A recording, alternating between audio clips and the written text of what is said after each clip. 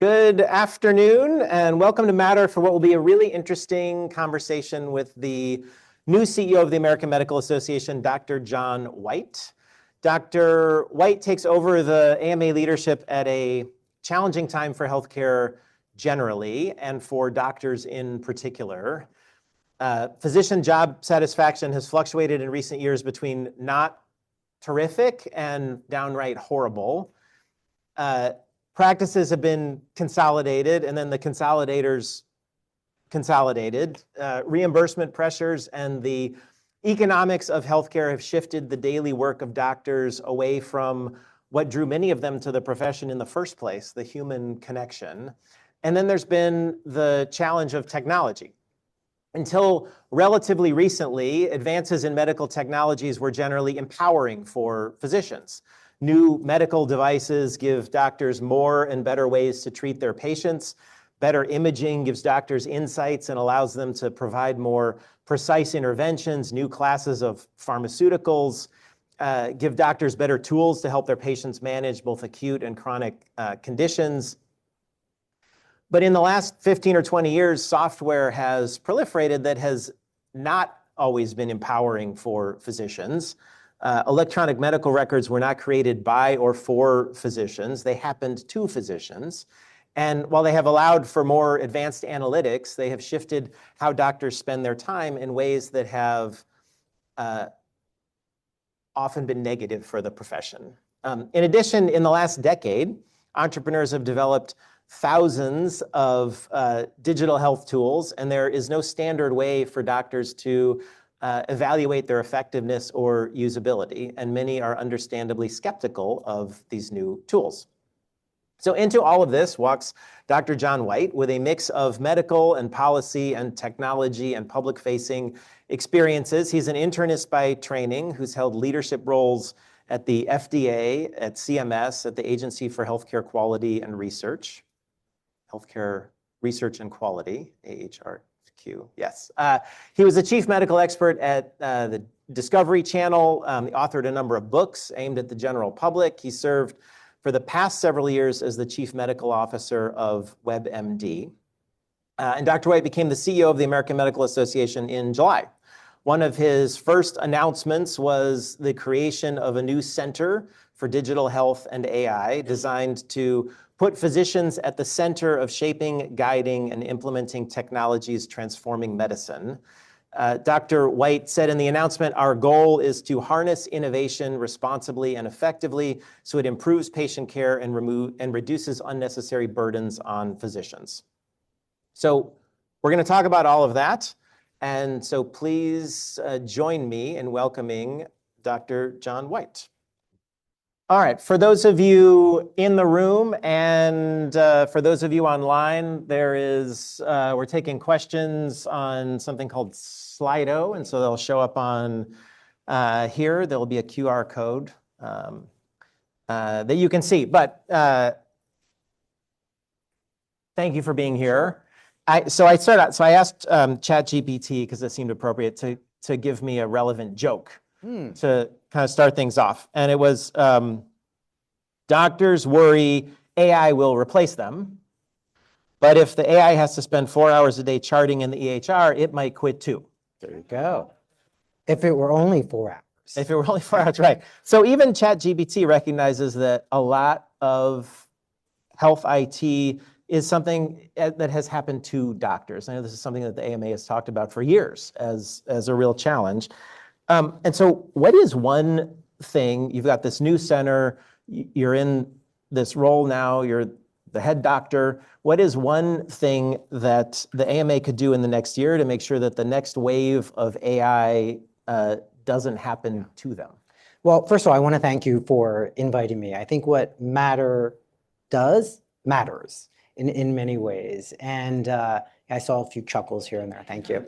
And it's nice to see so many friends, some that I've known over the past few decades in different career positions. But I love your point about the EHR and other innovations, I'm going to put that in air quotes, were imposed upon physicians, that they really did not lead that. And what's so important is to change the paradigm. And that's what I think the AMA is well positioned for. And that's why the first thing that I've done is created the Center for Digital Health and AI. Because this isn't the future of the practice of medicine. This is happening now. And all too often, physicians aren't leading that.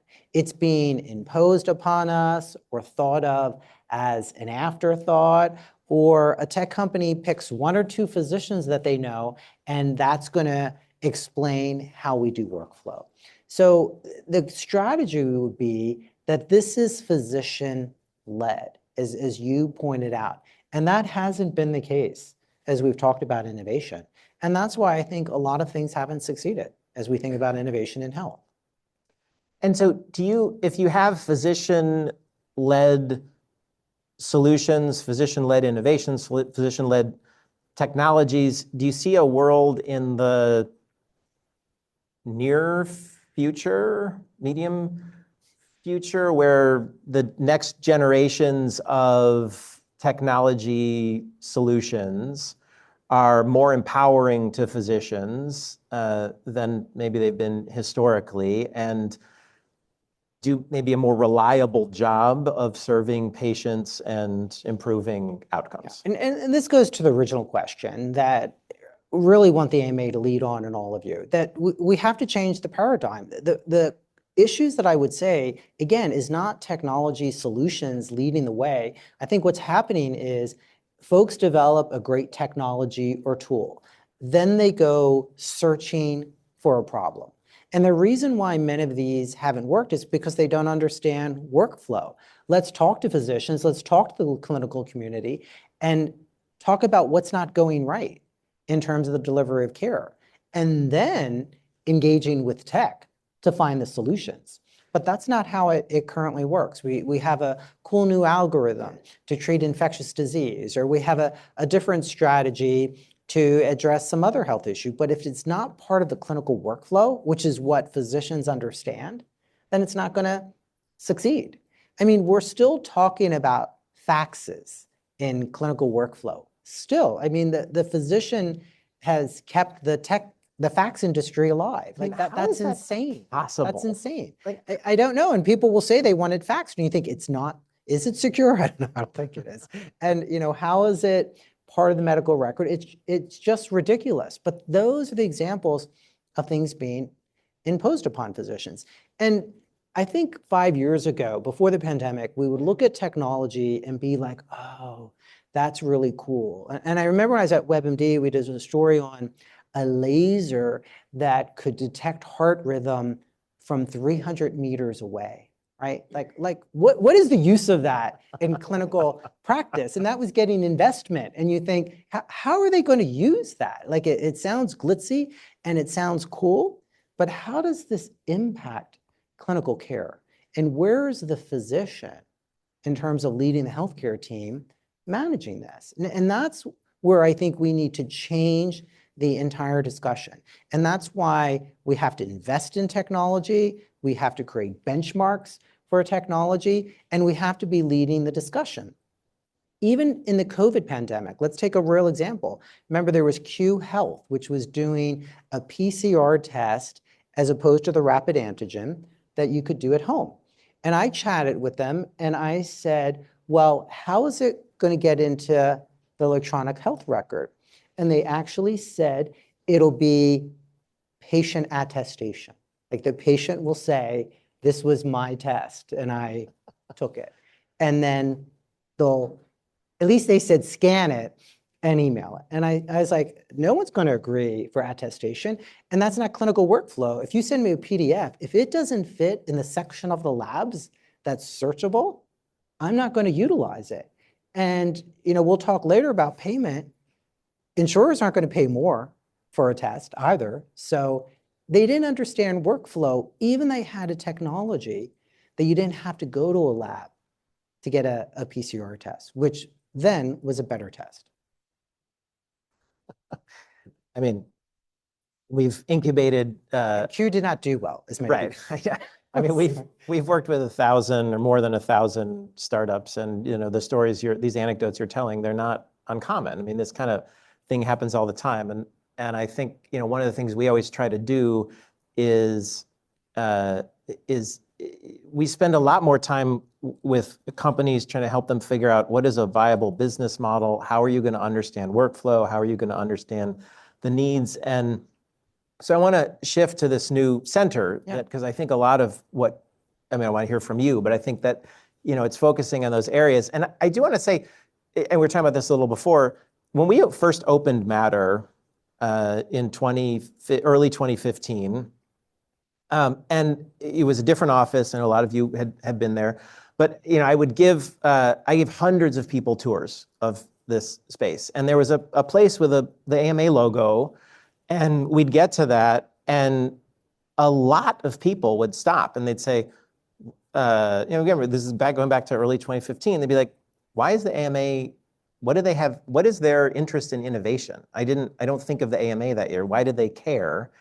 After a few years, I stopped getting that question at all because the AMA was clearly involved in it and became a real voice in digital health. But it's also clear, you point out your very first announcement was this Center for Digital Health and AI. So you're doing more than just continuing this momentum. You're really, I think, putting more of a imprimatur behind it. So what is the center, and how is it going to help kind of accelerate the changes which have been stubborn to evolve?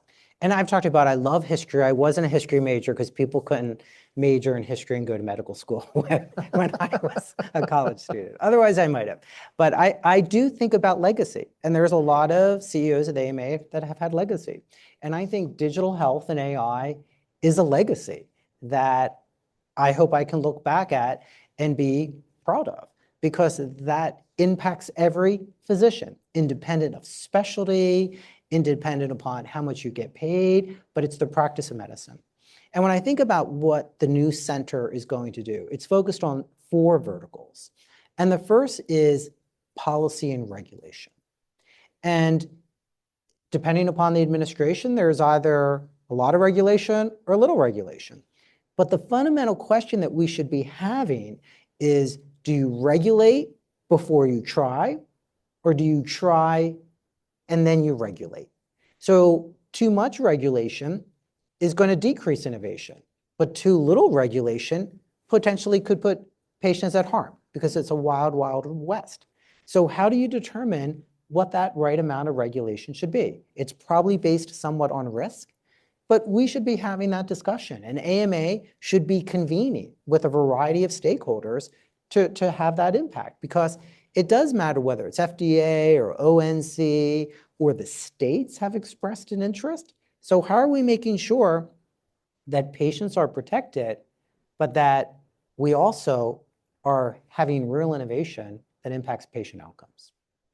I think you have to have a process that focuses in the second vertical of clinical workflow. This is the issue that we talked about at the beginning. Let's stop talking about technology and trying to find the problem and actually talk about the problems and how AI is going to help. And what we were talking about earlier today, I'll say AI Scribe is not what we're talking about when we talk about digital health and AI. That serves a role, but if that's what we think is innovation and the future of digital health, then we have it all wrong. Because the scribe is just going to allow you to take better notes. AI is going to change your clinical decision making.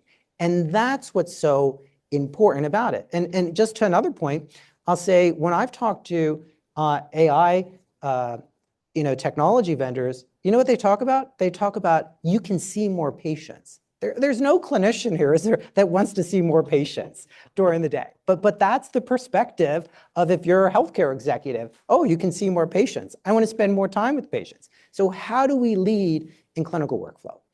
The third is around education and training. How do we understand these tools? How do you communicate to patients what the right role is?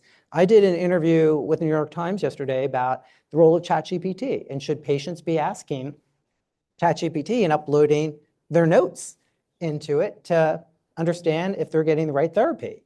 And I actually think there is a role for ChatGPT and generative AI, but we have to have the right parameters, and physicians have to understand how those tools work and be involved. And we have to have that real discussion. And we also have to think about, upskilling as we develop these tools and how do we learn it. But we also have to acknowledge that we lose some of our skills too. So we don't want medical students to start off with AI Scribe. They'll never learn how to take a note, but does it help later? So we have to think about the role of education, and clinicians should be leading that. And I often refer back to the clinicians because I do find a lot of companies will hire a physician who hasn't been in practice for a very long time, and there's value to that, but you still have to understand clinical workflow. And then I think the fourth vertical that we have not been that good at overall is ecosystem engagement. I think the tech industry is very focused on tech, and as I said, they find a physician or two to get involved. Even on the physician community, I don't want it to be just the physicians, that we go in our own room and we have our own discussions and we tell everyone how it should be done. We should be involving patients and patient groups from the beginning, not as an afterthought, but from the very beginning. Even as we think about wearables and how many people have on some type of wearable device, I should start asking how many people don't have on a wearable device. But how are we utilizing that? How do we think about patients in that? How do we have all this information exchange that we're not doing in any fundamental way?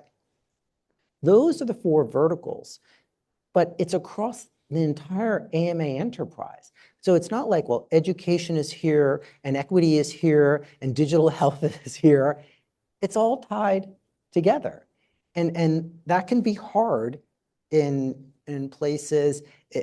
I'm very proud of the fact that AMA has been around since 1847, but they've developed some habits over that time that aren't always focused on collaboration and trying to change that.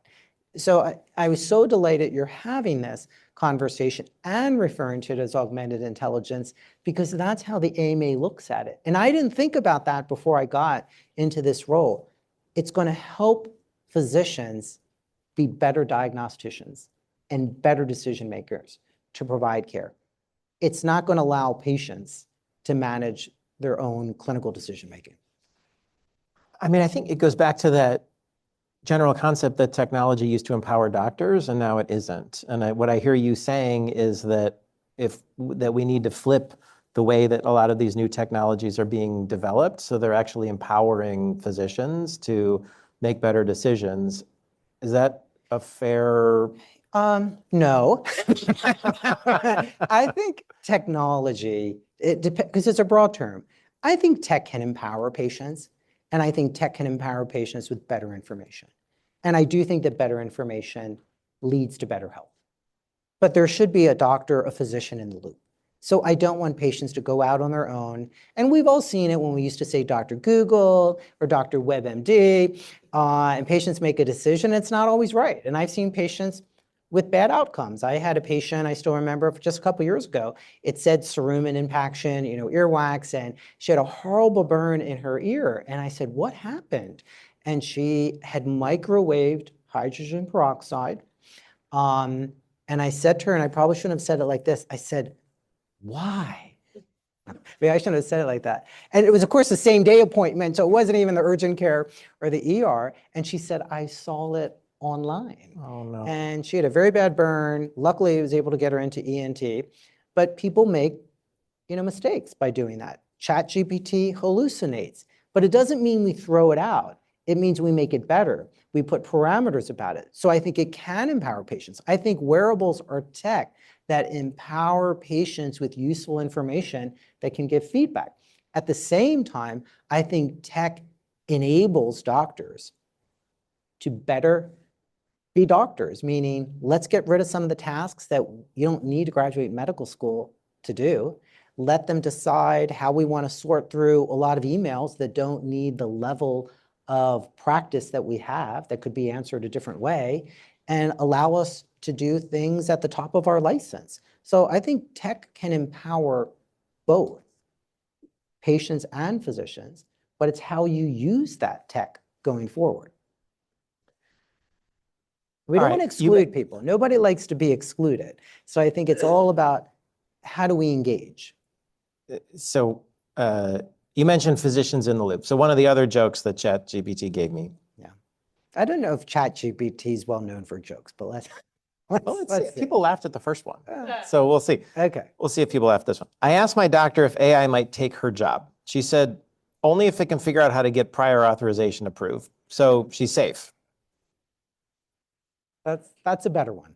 All right. Anyway, so microwaving hydrogen peroxide, hallucinations. But what happens when or if AI outperforms an average clinician?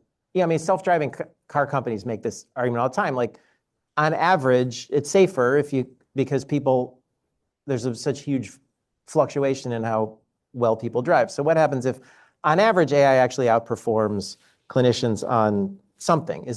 Should there always be physicians in the loop? And I love that question, but I'm actually going to answer a question before that about prior auth. Because the other thing that ChatGPT could have answered that many of you know, that Medicare actually has a demonstration project called Wiser, which is using AI to look at several procedures in 16 states and decide whether or not it's going to be approved. So it's a prior authorization using AI. And the AMA has not wanted that to happen, recognizing it has happened, but we're actually working with CMS to determine what are their criteria. Gold card criteria, so physicians won't be subject to it. This is where I could say nothing is truly black and white. I'm trying to say, how do I use AI to make it better? And actually, that might be a better aspect overall. So in terms of prior authorization, AI may play a role. But in terms of the issue of, and this is real time data in the sense that in your example, there are numerous studies that have shown radiologists who use an AI tool using mammograms will detect more breast cancer. Another tool talks about gastroenterologists using an AI tool to help them detect more adenomas. Not that it's replacing it. It's not an AI tool that independently is reading mammograms. It's always, in this example, still with a physician. I think that's a discussion that we have to have. Because I think we'll get to a point where we'll say, is it ethical that if I know an AI tool will allow a physician to detect more cancers, can we allow a situation where physicians don't use those tools? And this is the issue of upskilling too, that, oh, well, hey, what if you always use this AI tool? You won't be as good detecting adenomas, or you won't be as good detecting breast cancer. I think a lot of people would say they're okay with that because at the end of the day, you want to detect more disease. And if AI allows you to do that with augmented intelligence, that's a good thing.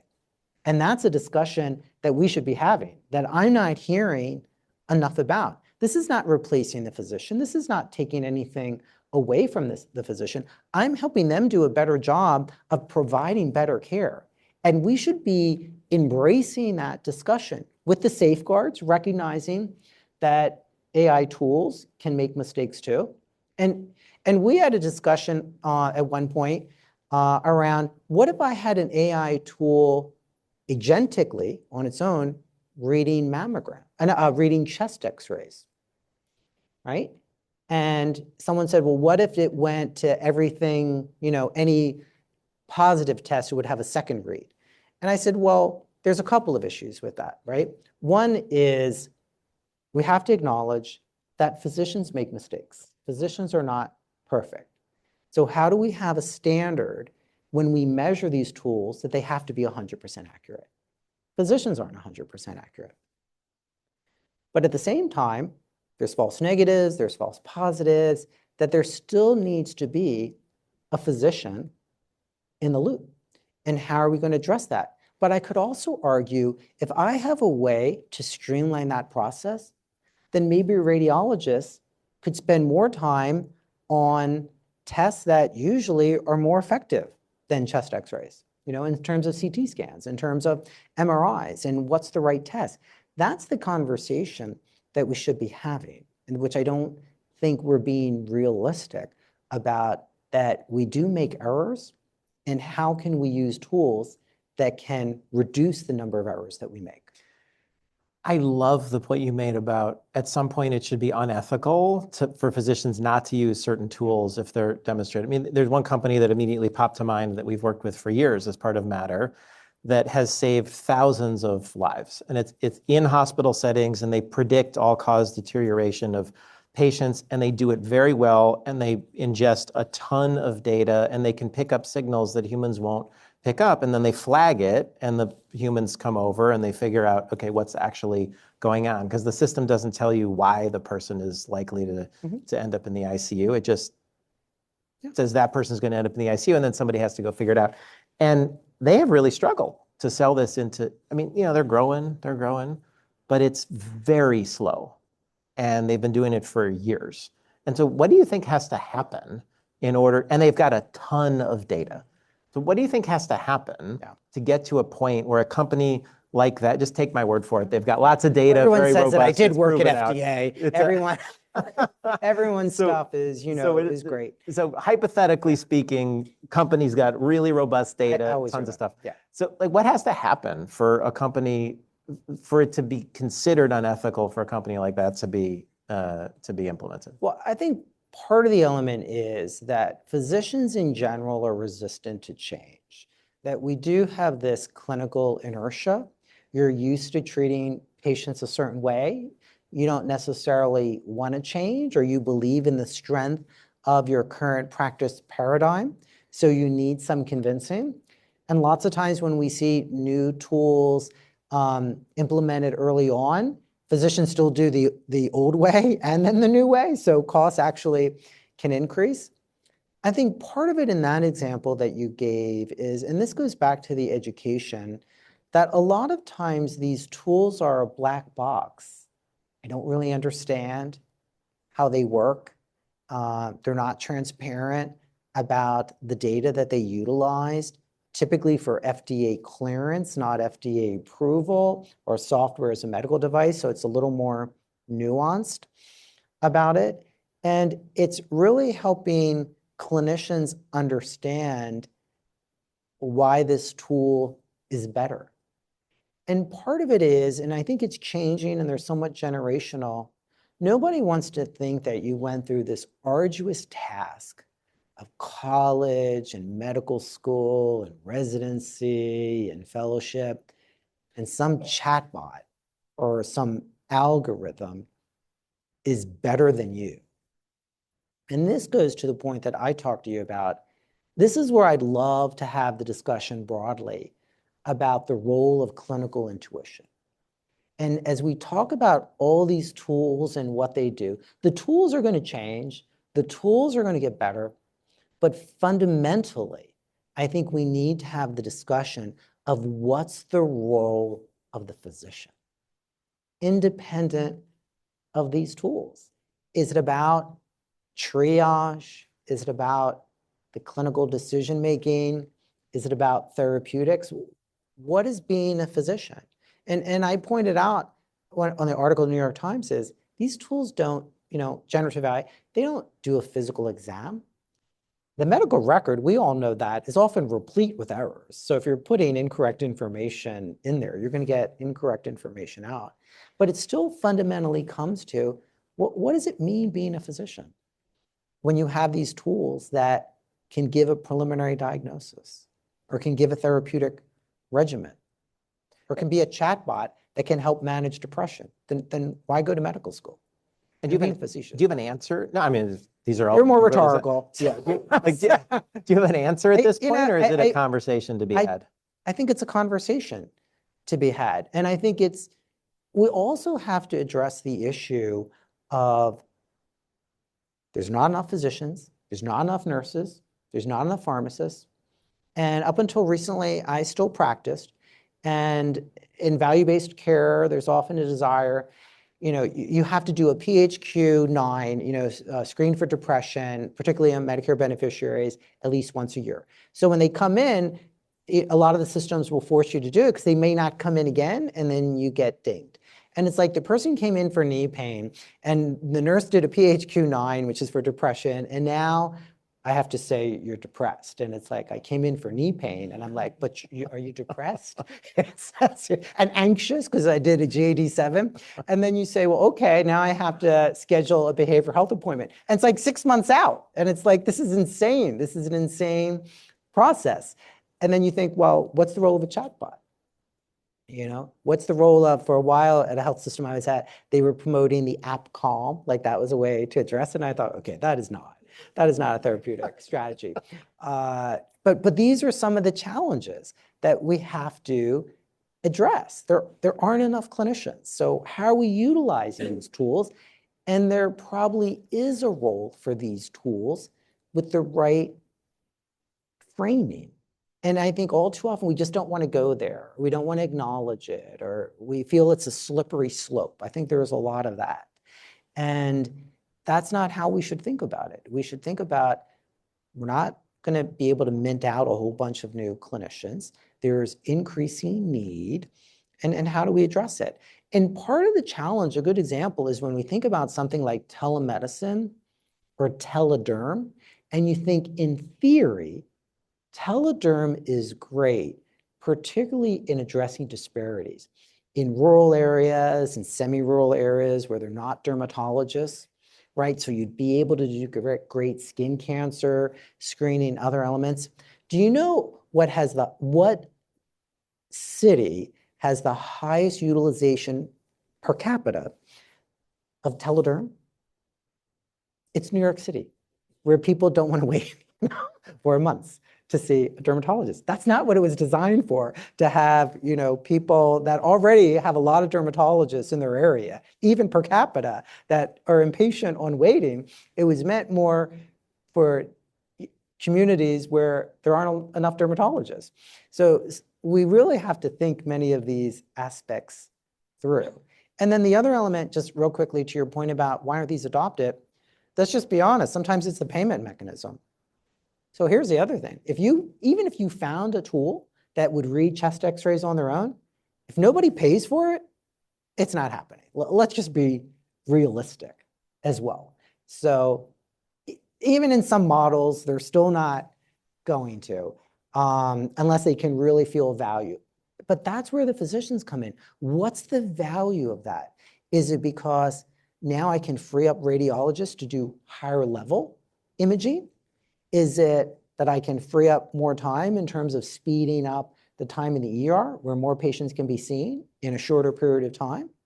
Well, what's the outcome of it? All too often on the health systems, it's to eke out more profit, even in a nonprofit in terms of the revenue over expenses, as opposed to, I'm going to provide better clinical care.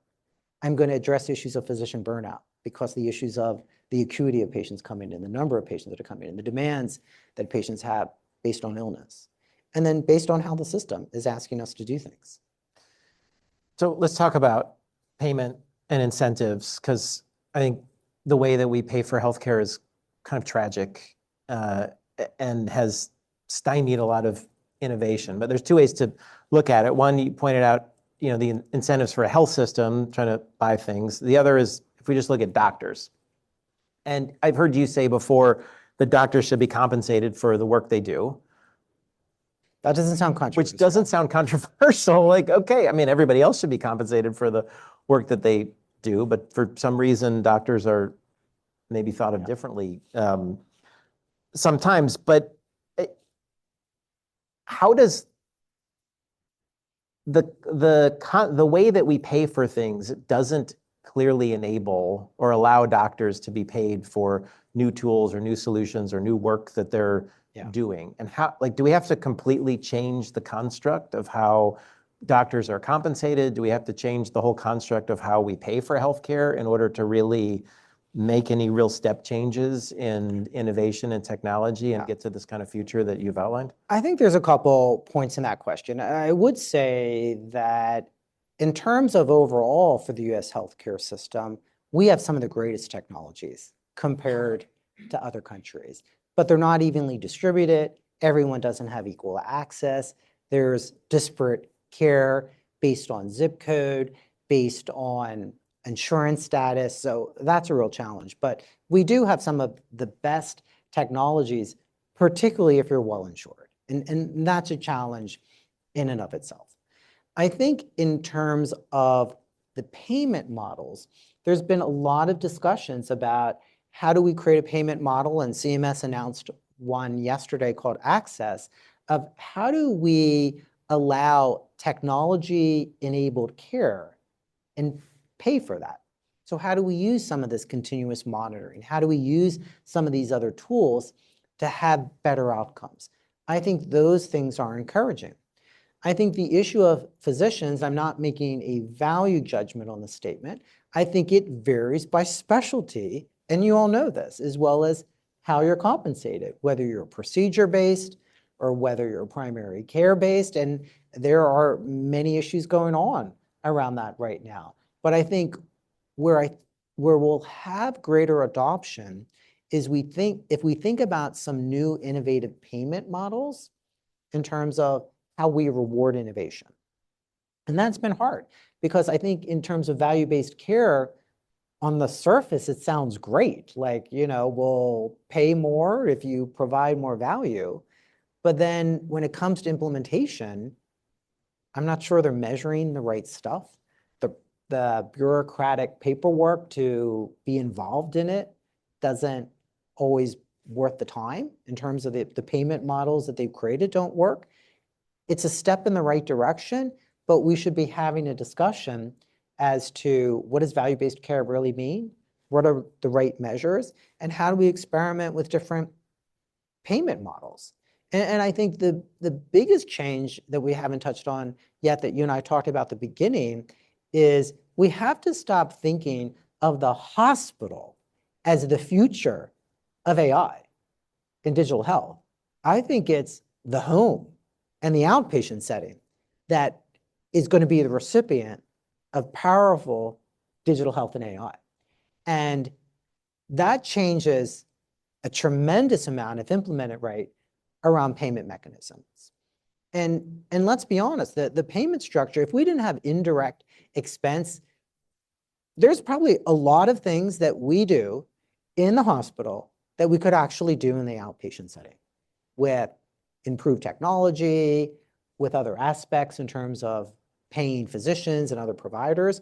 But the payment mechanisms create incentives for certain behaviors that one could argue detract from the innovations that we could create. And that's a challenge. The other aspect I'd say is you want to reduce cardiovascular risk, then let's find a wearable tool that truly measures blood pressure. Apple came out with one. There's a lot of issues with it. It's going to get better, any of these tools. But if I could have true continuous monitoring, just like I do for steps or heart rate of blood pressure, I could have significant improvements in cardiovascular risk. If nobody pays for that, who's going to address it and deal with it? That's part of the challenge too. And everyone wants to then immediately go to, is it a medical device? What are the issues of interoperability? How does it fit into the medical record? Where does it fit?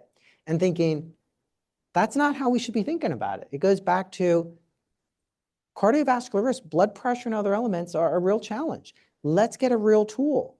Let's fix that tool and then figure out how it feeds into the system and it gets paid for and reimbursed. Is that a value-based care model? Could be, but that's not how things are set up. Have you seen anything, any experiment, any test, anything out there where like, that's it? Well, I'm still waiting to hear from the tool that you mentioned earlier. It's gonna cure everything. Sorry, I don't mean I know, I'm teasing. but I'll connect you. But I mean like a payment model out there where it's like, that's it. That's the thing that will really allow for more innovation. I think I'm just going to be honest. I think the payment models are about shifting costs to patients too often. It's about denying care, right? There's a reason why they do prior auth, and there's been stories on that. Even to delay it by a couple of days saves a lot of money. That's completely problematic. So I don't think we're quite there yet in terms of the right tool. I think many of the technologies we're talking about are iterative, that they're going to be better a year from now, 2 years from now. We're already seeing that. I've talked about, and I saw a patient 2 years ago. She came in and she said, "Oh, Dr. Whyte, I need," of course, because they're going to, WebMD or ChatGPT, and she says, "I think I have sleep apnea." And I said, "Oh, well, why do you say that?" She says, "Because my watch told me."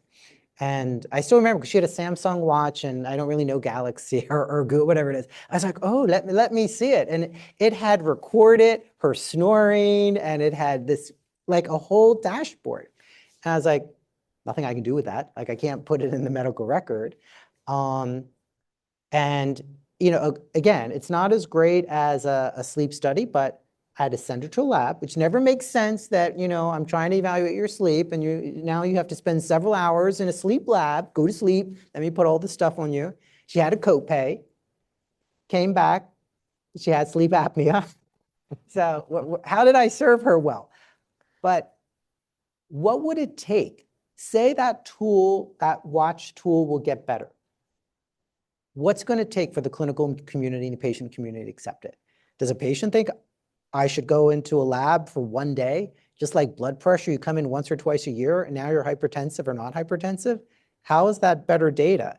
Yet, as a clinician, let's be honest, I've got 15 minutes max. Like, there's nothing I can do with what your watch says. Like, I just can't. I can't submit it to an insurer. I can't submit it to the chart. Like, what am I going to do with that? We got to fix those problems. Here I can actually have a better tool, and it will get better. But the system is going to make it fail if it's not set up right. And how, as a physician, am I going to believe the fidelity of that data? What's it going to take for me to believe that? And I think it'll be the same thing as we talked about early on, clinical inertia.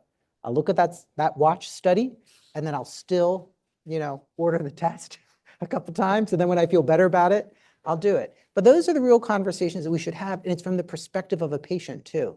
How is that patient best served if I can find a better tool in terms of the data? And what is so from a clinician point of view, Yeah. what, like a drug goes through testing, you worked at the FDA, drug goes through testing, a device. Well, it used to, I don't know. Is this being recorded? I'm Okay. kidding, yeah. Yes, drugs. tests go through study. Okay.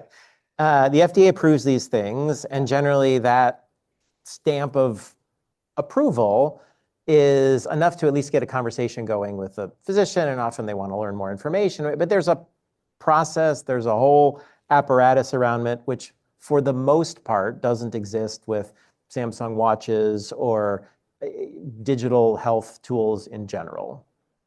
Should it? Well, a couple things about that. So there are some tools like an Apple Watch that will go through a more rigorous FDA process, but most people don't have that type of money to do.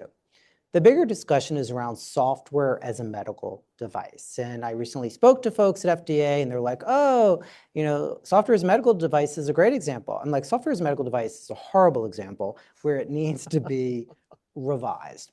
Because how it stands now, it's also phrased in the negative. Things that you don't want to do to be a medical device. Because if you're a medical device, then you're subject to different levels of regulation. So one of the big issues are whether or not you independently give a diagnosis. And if you do, then you have a different level of approval. So I could argue things like a continuous glucose monitor, I want tools that are going to tell me you have prediabetes or diabetes.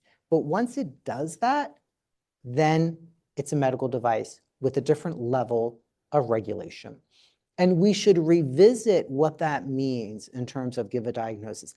I would love people's wearable data to feed in and give me an assessment and analysis of what it may think is going on. But once it gives a medical diagnosis, it's a different level of regulation. And that's the discussion I had early on about how much regulation do you need before you try? And I'm not sure what the right answer is to that, but we definitely have to address software as a medical device. I think we have to address HIPAA, and no one wants to seem to talk about that. And how do we think about privacy of data? So if I'm a medical practice and I use a generative AI tool on my practice and it gets it wrong in terms of giving information to the patient, I'm going to be liable if they act on that information because I'm a covered entity. If I'm, Matter and I put this on for you to test it, you're not a covered entity. And patients could get wrong information and there's no redress of that. So we have to think about how there's the issue of patient privacy in all of this as well. Well, at least malpractice insurance is very cheap and doesn't, cause any issues for anybody. Well, that's the other issue that's going to come up in terms of if I rely upon these tools and they give wrong information, who's liable? Is it the technology developer? Is it the physician? Who is it? Right now, it's still primarily at the end of the day, you're the physician. You decided to use it, so you have to take responsibility. But is there shared culpability? I don't know. But this is also the issue of transparency. I need to have transparency of the data. How did you determine this algorithm and how it makes decisions? And part of it is many of us really don't understand these tools. So how can we explain it to patients as well? So if you go back to your sleep apnea example, there's two paths you sort of outlined, I think. One is that wearable collects data, and somehow there's a different system than there is today. So it actually feeds into the physician workflow. It feeds into the EMR. But it's not providing a diagnosis. It's information that then the physician can use to add to the collection of information that he or she already has. I think I might want it to provide a preliminary diagnosis. Well, that was my question. So is that the optimal state, or is the optimal state that it feeds in and it says, ping, this patient has, All right, so I'll play along.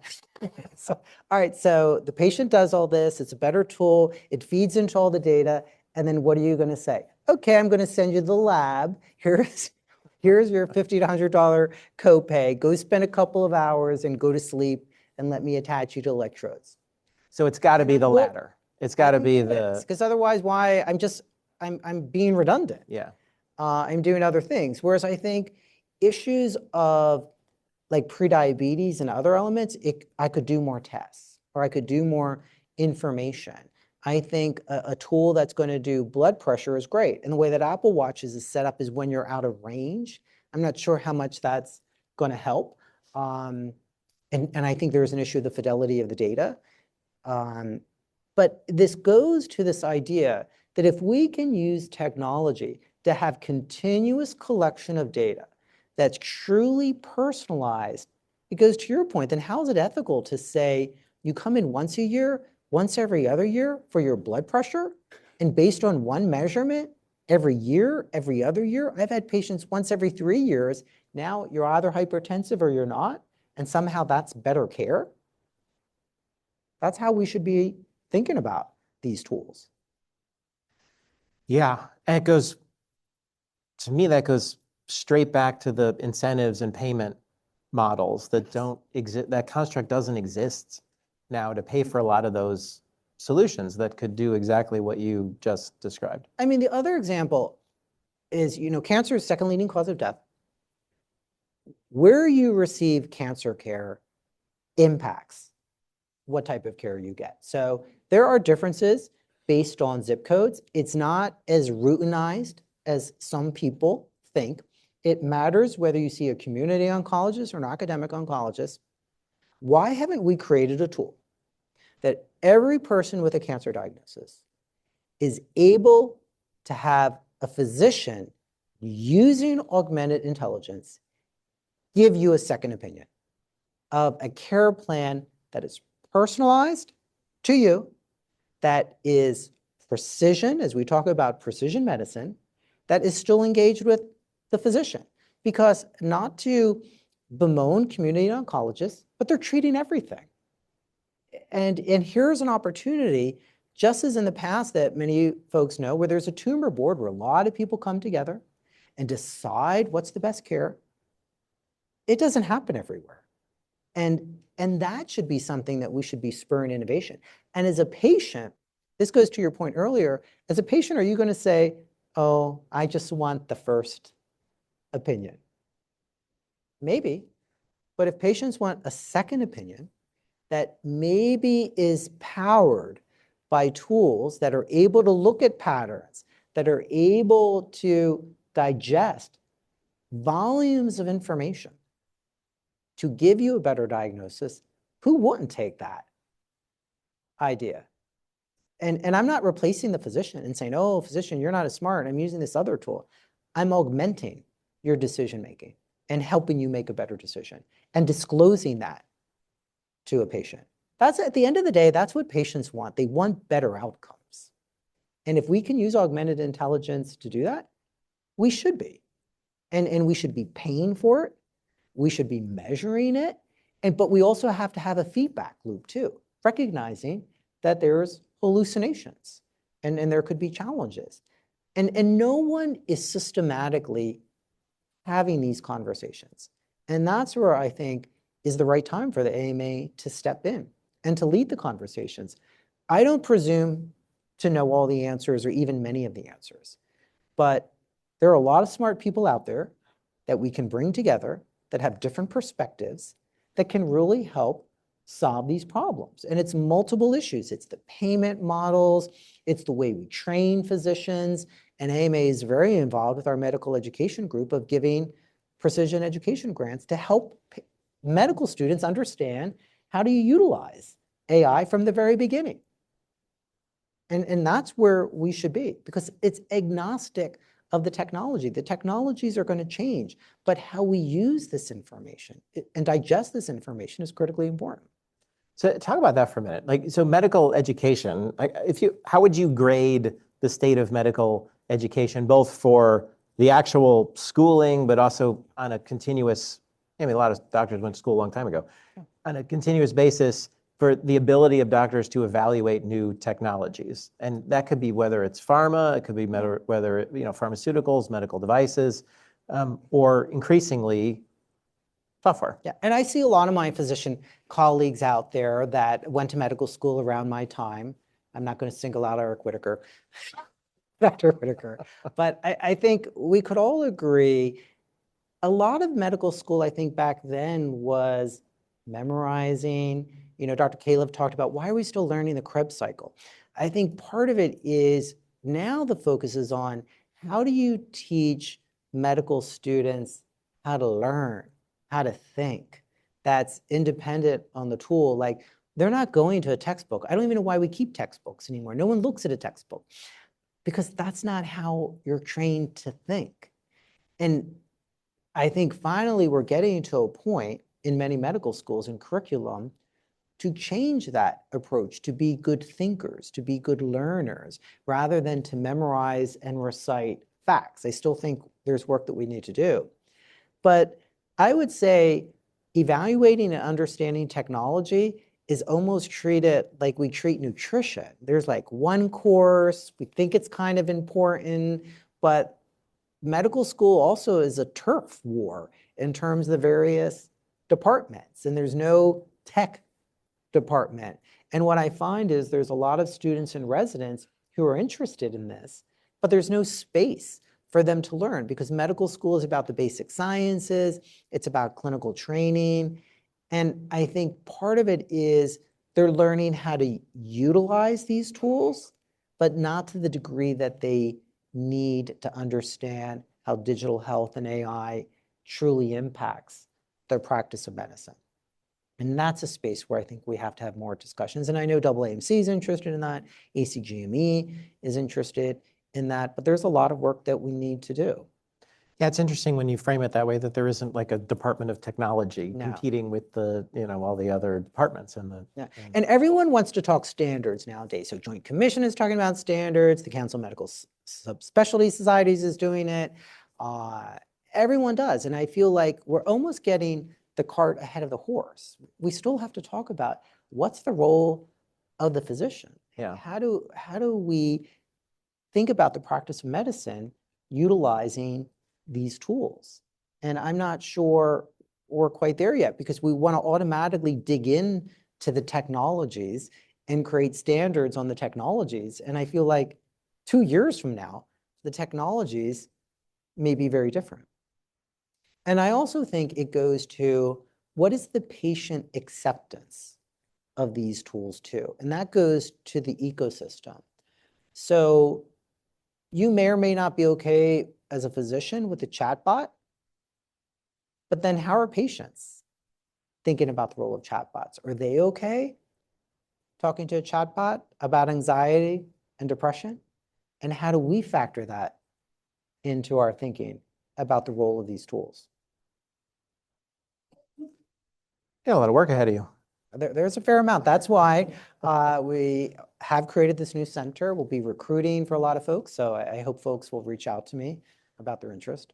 So I just have time. I'm going to ask you one last question. So one of the things that Bill Gates is often credited with saying is that we overestimate how much change can happen in a few years, and really underestimate how much it can change in 10 years. So you look out a decade from now, your center's been up and running, you've been able to influence payment models, regulatory ethics, all of these different things. Paint a picture of what does it look like from the physician perspective to be practicing medicine in a, I don't want to say nirvana because I don't want to be ridiculous, but in a more technology-enabled healthcare system where technology is less of like an appendage trying to figure out how to get paid for and how to get used but it's more woven through the fabric of how medicine is practiced. And I've only been at AMA for 5 months, so it's hard to think about 10 years. But I would also argue your point about how it is now as an appendage is exactly right. And that's how I hope it isn't in 10 years. And I would also argue that 10 years is way too long in terms of these technologies, that if we do this right, and Dr. Oz has talked about, he thinks it's in 3 years, 4 years, where we're having significant change. I think it's probably around that time of 3, 5, 6 years, just because even as you think about over the last year, over 2 years, these tools are all getting tremendously better. And just the speed of innovation nowadays is very different. So I think we're looking at a 3, 4, 5-year horizon. But it's to your point where I think done right, that we really have shifted, and we haven't talked about this, to a true wellness preventive model. Because it's this continuous monitoring, it's this early warning system, it's helping determine the best therapeutic options at the beginning. And we're creating higher quality of life. Maybe not longer, but definitely higher quality. We're reducing healthcare costs because we're not waiting until you have full-blown diabetes to help manage your care. So that's where I hope we're able to have significant change. It's still that the clinician is a physician leading the team, but what we do 5 years from now may be different than what we're doing now. But still fundamentally, this goes to the point of what's the role of the physician? Where does clinical intuition fit in to the relationship? I don't think any patient truly wants to be treated by a chatbot. And we're not talking about robots, and people luckily don't say that as much, like a robot is going to come and do all this. But fundamentally, they want that relationship. And I do think the consumer experience matters. And I think it takes time. I talked recently about, there's an example. Now, technically, it does look like a little bit of a robot. And some of you might have seen that that's a phlebotomist, and it uses a laser to look at veins. It hasn't been well well received, because I think, I don't know, would people be subject to that? Like you want this robot to, poke around in your veins? It might be better, but I think 3-4 years from now, that approach will change, just as more people have become amenable to a driverless car, right? Even though there are still accidents, there's fewer accidents, they're getting better, and it's changing how we think about transportation. And I think done right, digital health and AI changes how we think about health and wellness and what it means to be a physician. I don't know what the right answer is, but that's what I think is so exciting about this. Well, I think that's where we have to go, and glad that you'll be helping us get there. So thank you so much for joining us, and good luck with everything that you've laid out, and where you're taking the American Medical Association, which, as you said, has been around since 1847 and has a unique place in our healthcare ecosystem. Thank you all for coming, both those of you who are joining us virtually, those of you who are here in the room.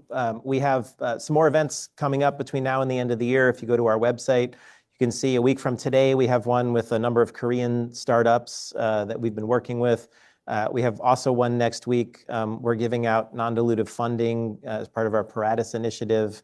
And so there's an informational session next week. We hope to see you all at or around Matter again in the near future. And if you are in the room, please stick around. We'll have some drinks and refreshments outside.